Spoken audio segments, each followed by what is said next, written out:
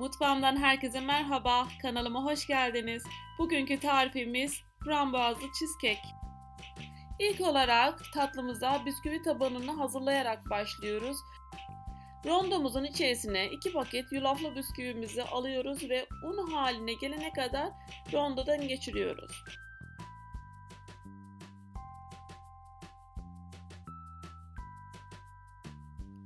Tavamızın içerisine 100 gram kadar tereyağı alıyoruz ve onu eritiyoruz. Erittiğimiz tereyağı rondonun içerisine koyarak bisküvi ile karıştırıyoruz. Erittiğimiz tereyağı ile bisküviyi ister bir rondoda isterseniz bir karıştırma kabının içerisinde buluşturabilirsiniz.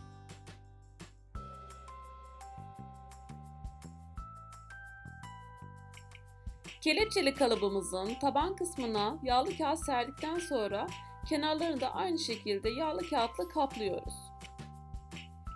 Bisküvimizi kalıbımızın içerisine döküyoruz ve düzleştiriyoruz.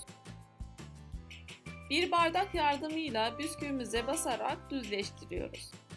Kremasını hazırlayana kadar bisküvimizi dolapta bekletiyoruz. Labneli krema için 1 su bardağı şekerimizi karıştırma kabının içerisine alıyoruz. Yumurtalarımızı teker teker ilave ederek karıştırıyoruz. Buradaki amaç hem yumurtalarımızın daha fazla köpürmesini sağlamak hem de şekerin güzel bir şekilde erimesini sağlamaktır.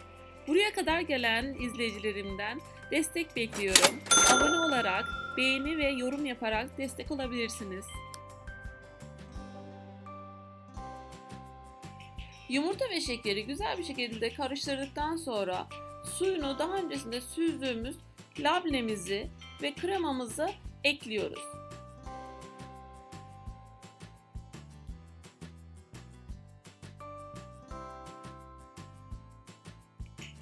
Son olarak vanilya ile 3 yemek kaşığı unumuzu ilave ediyoruz ve karıştırıyoruz.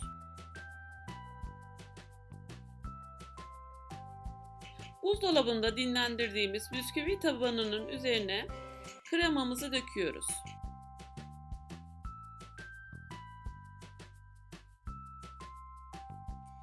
İçerisinde kabarcık kalmaması için masamıza birkaç defa vuruyoruz. Daha önceden ısıttığımız 160 derecelik fırında 40-45 dakika kadar pişiriyoruz. Fırının içine bir kase ya da bir kap içerisine su koymayı unutmayın. Bu şekilde daha yumuşak olacaktır.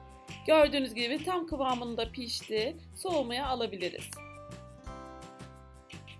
Tavamızın içerisine 1,5 yemek kaşığı şeker ile 1,5 yemek kaşığı nişastayı aldıktan sonra 1 su bardağı su ilave ediyoruz.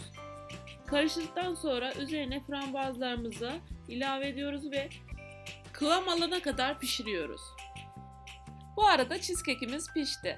Fırınımızı kapattıktan sonra kapağını yarım şekilde açarak yavaş yavaş soğumasını sağlıyoruz.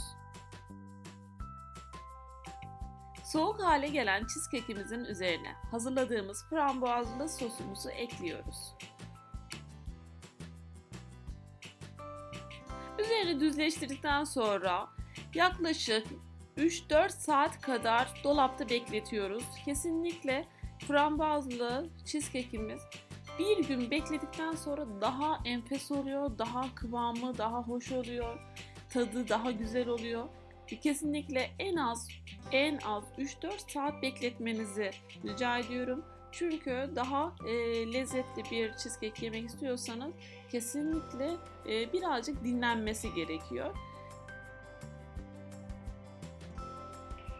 Bir dahaki videolarda görüşmek üzere. Hoşça kalın, kendinize iyi bakın.